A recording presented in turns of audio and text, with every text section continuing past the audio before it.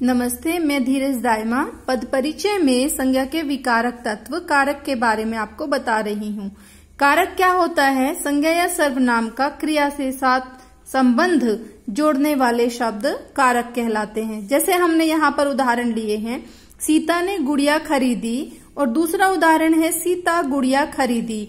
तो यहाँ पर जो कमी महसूस हो रही है वो कमी क्या है कि सीता गुड़िया खरीदी।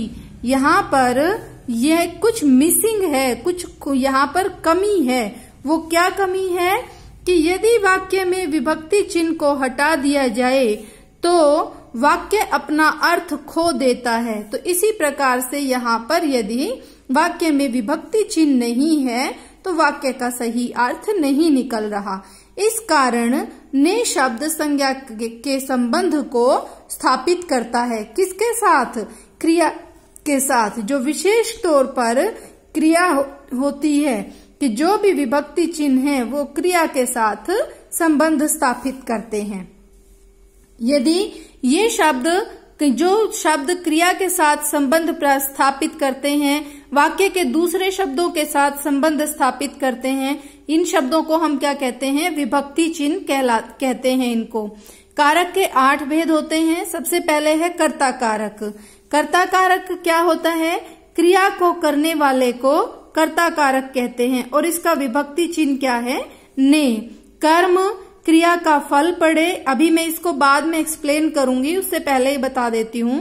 कर्म कारक क्रिया का फल जिस पर पड़े उसका विभक्ति चिन्ह होगा को। ये को के साथ मैं यहाँ पर एक स्टार लगा रही हूँ। ये को विभक्ति चिन्ह यहाँ पर भी प्रयुक्त होता है और एक अन्य स्थान पर भी प्रयुक्त होता है। अगला है करण कारक, क्रिया करने का साधन। इसका विभक्ति चिन्ह है से, के द्वारा।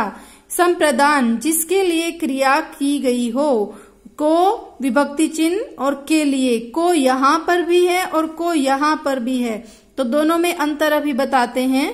अपादान कारक, जिससे अलगाव हो, अलग होने की बात हो, तो से पृथकता मतलब अलग होना। संबंध कारक, संबंध दर्शाने वाले का, के, की, ये जहाँ पर विभक्ति चिन्ह आ जाएंगे वहां संबंध कारक होगा। अधिकरण कारक, क्रिया का आधार, इसका विभक्ति चिन्ह है में और पर। संबोधन, इसे कहते हैं पुकारना, हे, अरे। अब बात आती है कर्ता कारक की। तो काम के करने वाले को कर्ता कहते हैं, इसके लिए विभक्ति चिन्ह ने का प्रयोग होता है। दूसरा है जब ने नहीं होता, जब मान लो वाक्य में ने नहीं हो तो भी जिसके बारे में बात की जाती है वह कर्ता होता है। दूसरा है कर्म कारक, क्रिया का फल वाक्य में जिस संज्ञा या सर्वनाम पर पड़े उसे कर्म कारक कहते हैं। अब इसकी पहचान कैसे हो सकती है? हमारे पास यदि कोई भी वाक्य है, पहली बात तो इसका विभक्ति चिन्ह को होता है और अप्राणीवाचक शब्द के साथ को नहीं लगता। यहाँ पर अगर हमारे पास कोई भी वाक्य है, जैसे है कि राम पुस्तक पढ़ता है, तो इस वाले वाक्य में सबसे पहले हम ये देखेंगे कि यहाँ पर क्रिया कौन सी है। तो क्रियापद है यहाँ पर पढ़ता है। अब हम इस क्रियापद से 2 प्रश्न पूछेंगे। क्या पढ़ता है? तो उसका उत्तर आया पुस्तक। और कौन पढ़ता है? तो उसका उत्तर क्या आया? राम। हमने क्रियापद से 2 प्रश्न पूछे और दोनों के 2 अलग अलग उत्तर मिले।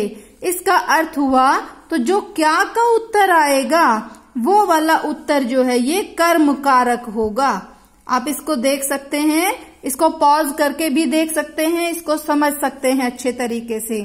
आगे है करण कारक, जिस साधन की सहायता से कार्य किया जाता है वहां करण कारक होता है। इसका विभक्ति चिन्ह है से और के द्वारा।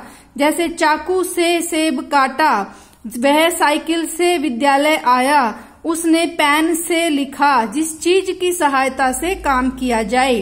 संप्रदान कारक, कर्ता जिसके लिए काम करता है उसे संप्रदान कारक कहते हैं। किसी को कुछ देने की बात होती है तो वहां पर संप्रदान कारक होता है। जैसे अगर को विभक्ति चिन्ह है और किसी को कुछ देने की बात है तो उस स्थान पर संप्रदान कारक होगा। और अगर बाकी सभी स्थान पर को विभक्ति चिन्ह के साथ में कर्म कारक ही होता है। केवल एक ही स्थिति में संप्रदान कारक होता है। इसके बाद में है के लिए, जैसे वह मेरे लिए, राम के लिए कुछ लाई या सेब लाई, माँ राम के लिए सेब लाई, मरीज के लिए दवा लाओ। तो के लिए विभक्ति चिन्ह संप्रदान कारक। इसमें कुछ देने का भाव को विभक्ति चिन्ह के साथ में संप्रदान कारक में होता है। अपादान कारक, संज्ञा सर्वनाम के जिस रूप से अलग होने का बोध होता है वहां अपादान कारक होता है। जैसे इसके विभक्ति चिन्ह है से अलग होना, पेड़ से पत्ते गिरते हैं तो से अलग होने की बात है। मेरे हाथ से पेन छूट गया तो हाथ से अलग होने की बात है, वहां पर अपादान कारक होगा। फिर कुछ ऐसी स्थिति होती है जहां पर कि अपादान कारक होता है, जैसे कि अगर तुलना करनी हो या डरने की बात हो, तुलना डरने की बात हो, लजाना, लजाना मीन्स शर्माना, लजाने की बात हो, या सीखना और घृणा करना, अगर ये कोई बातें आ जाती हैं, ऐसी कोई स्थिति आ जाती है तो वहां पर भी अपादान कारक होता है। संबंध कारक, शब्दों का जिस रूप से व्यक्ति वस्तु का पारस्परिक संबंध ज्ञात हो वहां संबंध कारक होता है। इसके विभक्ति चिन्ह है का के की, जैसे सुधा का घर बड़ा है। अब ये जो संबंध है संबंध कारक भी होता है, संबंधवाचक सर्वनाम भी होता है और संबंध बोधक अव्यय भी होता है, एक अव्यय भी होता है। इनकी पहचान हम करेंगे कैसे?